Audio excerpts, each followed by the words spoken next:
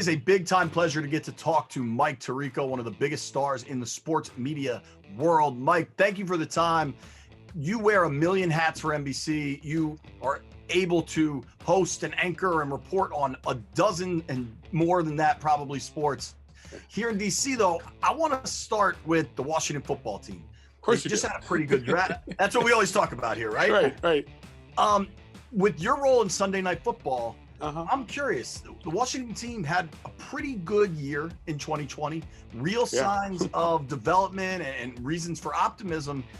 Do you think we'll see more of Washington on national television and maybe on Sunday Night Football with the schedule release Wednesday night? Yeah, you would hope so, right? Whether it's in the schedule or flexing into games later on in the year. Tony Dungy and I had the chance to do the playoff game against Tampa, and I still say that's as close as Tampa came to losing on their way to the Super Bowl. You know, Heineke almost knocked him out there. I thought that was one of my most enjoyable memories of this football season, was Taylor Heineke out of nowhere. This thing is done, no shot, and just playing his tail off and keeping Washington in that game. Now you fast forward and you go back and you look at what was built. Obviously, Fitz is in there and Alex is retired and moved on. Ron Rivera built a great foundation. And the word culture probably gets thrown around too much by those of us who watch sports. Oh, new culture change and all this. It was true with Ron. He really did it. And the entirety of the organization needed it. I think he brought it. And now you look at all of a sudden the team, terrific up front with that defensive line. Now you get a fast, free-flow linebacker to make plays behind them in the draft.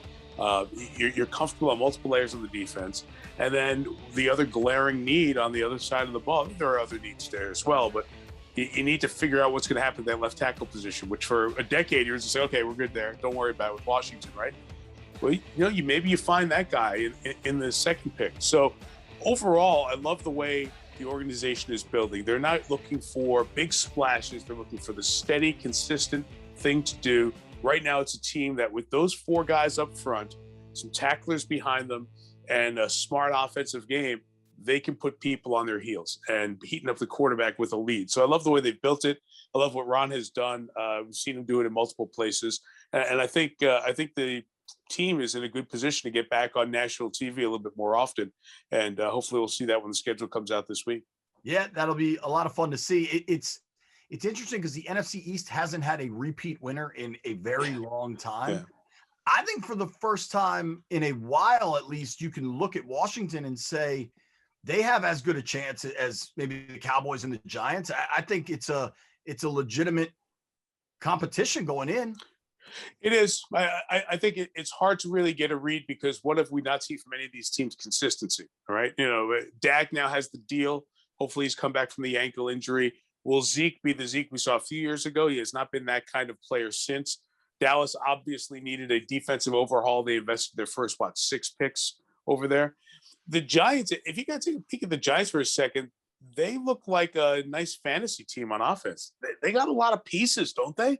They do. But can Daniel Jones be the biggest piece in that group and just distribute the ball to playmakers, speed, possession guys, a couple of tight ends they can put on the field and mess with folks? Saquon, if he comes back. So ability, but major questions. And then Philly, here's the one thing we've learned about Philly. Every year you doubt them, they show up. Every year you think they're going to win, they don't, right? So new coaching staff, obviously. Jalen Hurts, year 2, first full season.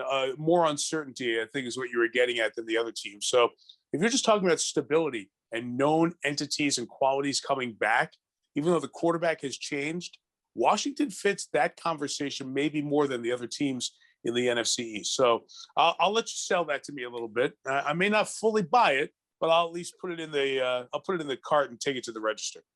Well, the thing you're probably not fully buying might be the new quarterback. Do you think Ryan Fitzpatrick is a guy that can even maintain a starting job for the full season? Because we haven't seen that in a while. Do you doubt Fitzmagic? I sure do. I want to believe. It's like saying about Fitzpatrick. Look right into that little camera here on whatever device we're shooting these on and tell me you doubt Fitzmagic. You can't do it. Look, your point is well taken, right? Ryan's been around the block. There's a reason he's played in so many places, right? But he's darn good. He has a stretch every year that he does a good job. And think about Miami last year. He didn't come out because he wasn't playing well. He came out because it was Tua time. Ryan had that team going okay. I don't think he's going to be the issue or the problem that will hold back this team this year. So I'd feel good about it. There are other splashier names in the division, right, at quarterback. But, I kind of feel pretty comfortable at Ryan. He's probably been in the league. If you add up all the games played by the rest of the quarterbacks on rosters, he's probably started more than everybody else. I mean, ones and twos in the NFC East. But I'd feel really comfortable with him as a quarterback. I like what he did. So I don't think that's going to be your problem, at least at the start of the season. You talked about Jamin Davis, the draft pick in the first round, but by the time you were calling the Washington football team playoff game, Chase Young had already made his stamp on the league. What was your impression of him, and how high do you think his ceiling is for these guys?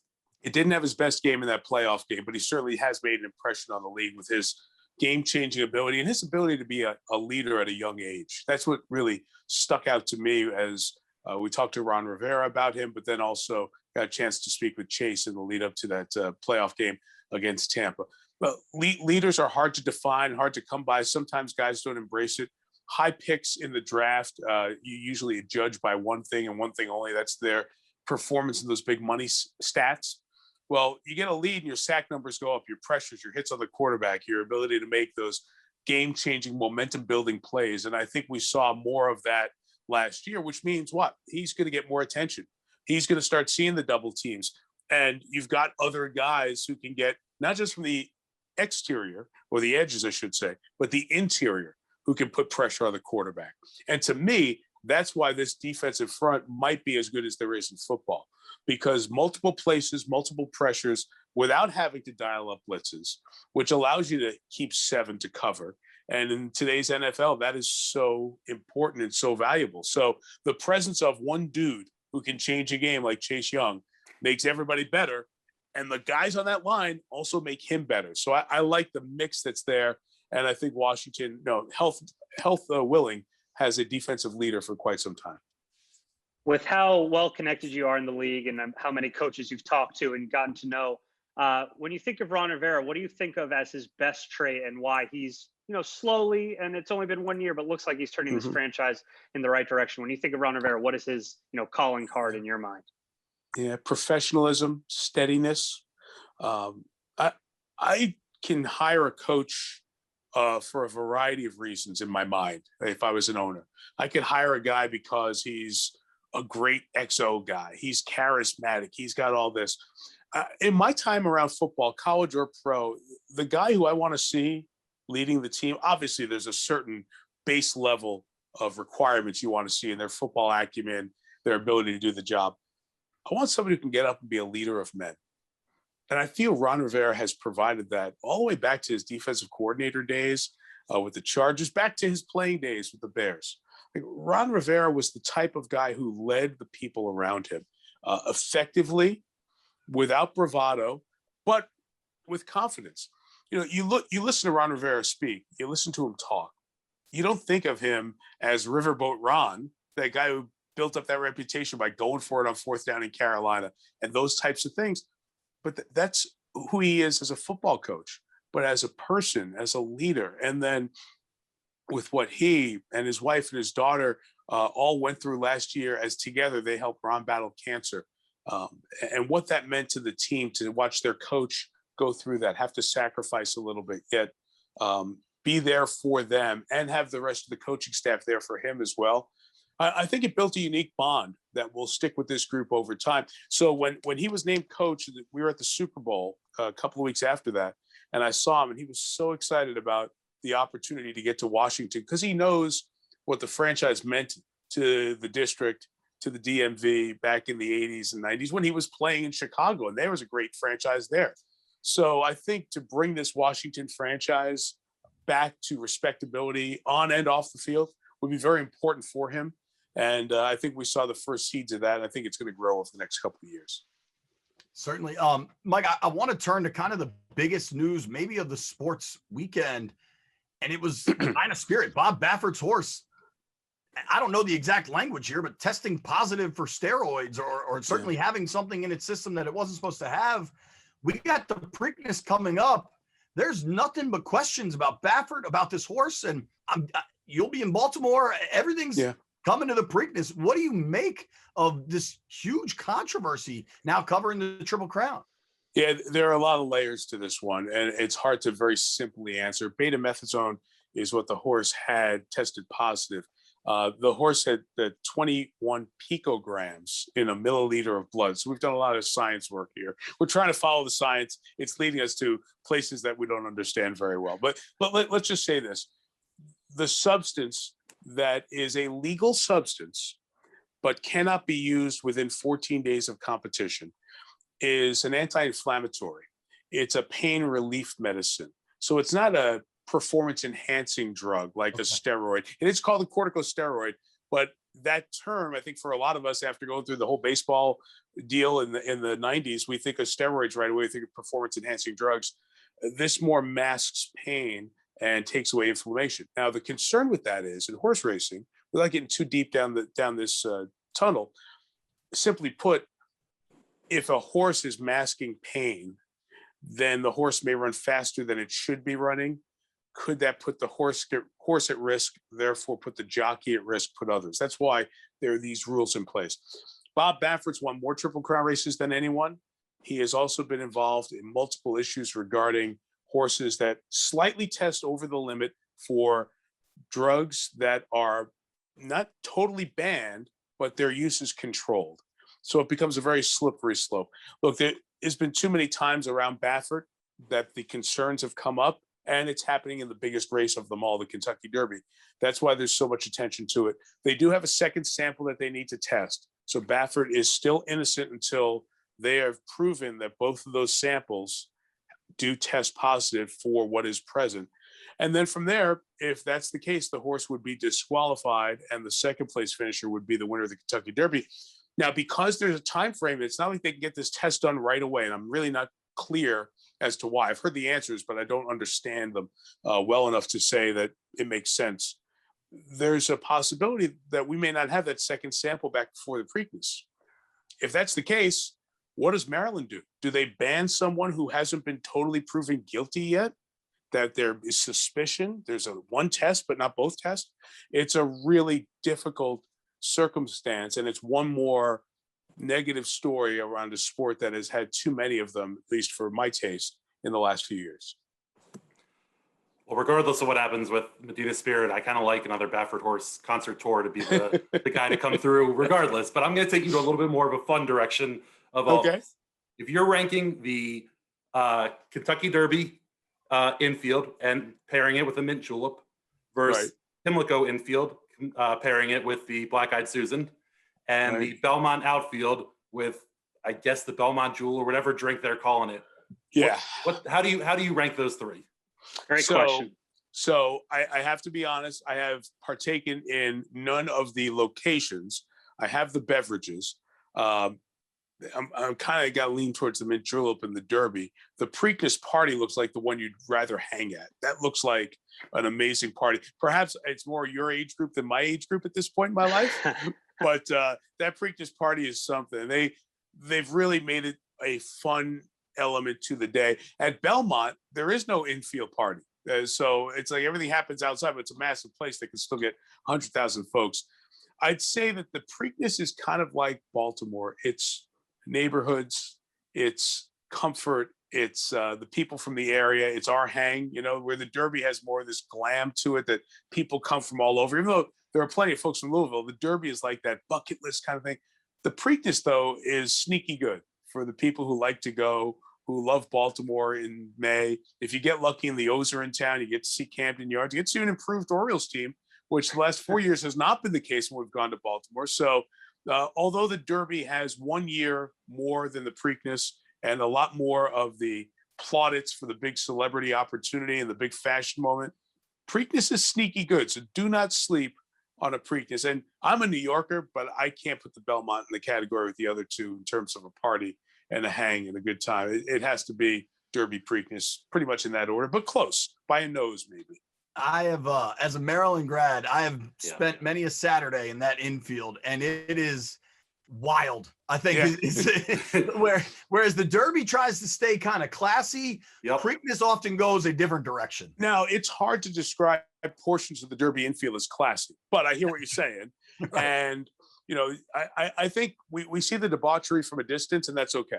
It's just fine. It's just fine that way. But what I do love is that the Stronach group, the folks who put on the Preakness, they've really tried to make the sport appealing and fun for younger folks. So if you come for the party like you did, when you were hanging in College Park, and you want to come with your buddies, your friends, your fraternity, sorority mates, and have a good time on a beautiful day out in May, listen to some music, maybe along the way you bet the race. Maybe you bet 2 races. Maybe you win. And what does that do? That gets people connected to the sport. So they've opened up the doors of opportunity to bring a younger fan group around the sport and enjoy their experience. And I applaud them for that, because that's something the sport does need. Absolutely. And the folks that run Preakness, it has gotten significantly more high end than when I was riding in a rented school bus and getting pushed around in a shopping cart. Not that there was anything wrong with that. You had a good experience. As 3 Marylanders, you know how proud we are of the state. So the Black Eyed Susan drink for me is my favorite. It's my favorite. Is it? It is pretty good. I will say it's good. I am a bourbon guy, so the julep is a little bit a nose, like I said, a nose in front. Sure. We'd be remiss. You have a very busy schedule before we get there, but due to the pandemic and everything that happened in 2020, we didn't get those Tokyo Olympics. They're coming this year. I love watching the Olympics. I'm a track and field dork, but everybody seems to have their own event. How excited are you to get this opportunity and for the world to showcase that we can do this safely and get back on our feet? Yeah, very hopeful that things work out. Japan is going through a little bit of a bumpy road at the moment with coronavirus, and hopefully vaccinations and conditions there will continue to improve. They're in operation mode. They're getting set for the games over there. So every day we see the updates that is continuing on. I think on a couple of fronts. One, the societal front. After a global pandemic, it'll be wonderful to have people from around the world coming together to celebrate sports and celebrate being together again. Hopefully it'll be that ultimate sign of hope of brighter days ahead. And like you said, from the competition, I just love what the Olympics represents. This will be the third one for me. I was one of the daytime hosts with Al Michaels and Rebecca Lowe in Rio in 2016, and primetime host in South Korea for the Winter Games in 2018, and now primetime and late night host for Tokyo. And what I love from that spot is being able to bounce around sport to sport and see the best in the world be identified, because there's somebody half a world away. There's somebody in New Zealand right now who is training just as hard as somebody in Northern California for the same event. And they know usually once every 4 years, in this case, it's been 5 years, they have a chance to meet and decide who's the best. And they are an Olympic gold medalist or silver medalist or bronze medalist, or even an Olympian. If you walked into any place in any country, language barrier aside, and you could say, hi, this is so-and-so, he or she was an Olympian. Right away, it changed. Oh my gosh, you were in the Olympics representing your country? And that to me is the value of the Olympic Games. It's very rare that you have any other one-word phrase around the world that upon introduction would just stop people in their tracks and go, oh, wow, what was it like? That's what the Olympic Games is about to me, and to help take those stories of 11,000 athletes or so from over 200 countries and share them with our audience back here in the U.S. on NBC and all the networks of NBC Universal is a humbling honor, and one that I'm thrilled that we'll get to share with the folks this summer. That grad, that like sort of praise you get when saying you're an Olympian, that's the same praise we get when we say we're on the Washington Football Talk podcast. It's very similar to us. So you're describing something we know all too well. Yeah, I understand. Mike, one quick one just about the Olympics. How crazy is your work schedule? Because you're on during American prime time, which is probably the middle of the morning. I don't even know how that works. It's a 13-hour time difference. So when we're on the air at 8 o'clock Eastern time on weeknights, it is 9 a.m. in Tokyo. So you kind of get to like a 3 or 4 a.m. wake up there, cover the events, usually try to catch a nap and maybe catch some of the evening events in Tokyo, because big events will be going on at night, which is the morning here in the U.S., especially some of the track events. So you try to balance it out. The Olympics require no sleep. It's 17 days of no sleep, and you get back after that, and then you start gearing up for football preseason. So you've got a long flight to catch up on sleep, and a few days after that, and then you get to football. But I had the chance to experience that type of schedule in South Korea, so I'm a little bit familiar with it. And once you get over there and get your body on that clock for a week or so, it's okay. Well, there's a reason you're doing all these events, and it's because you're fantastic at what you do. We sincerely thank you for the time, and maybe try to stock up on some sleep now in advance of Tokyo and everything else that happens later. We'll try to do that, and then hopefully be ready and see everybody at FedEx hopefully in the fall. It'd be great to be back right in the district there to stay, and then head across the border for games and see that place filled up again. That would be nice to see and get good momentum and good feeling. Washington football being healthy and the NFC East being healthy really, to me, gives the NFL an extra boost. When the Dallas Cowboys, the Philadelphia Eagles, and the Giants and Washington are playing and it means something, it just feels like the NFL so many of us grew up with. So we're hopeful that we'll see that this fall, and hopefully we'll see you down there. You are not alone with that, sir. Thank you very much for your time. We really appreciate it. My pleasure. Have a great one, guys.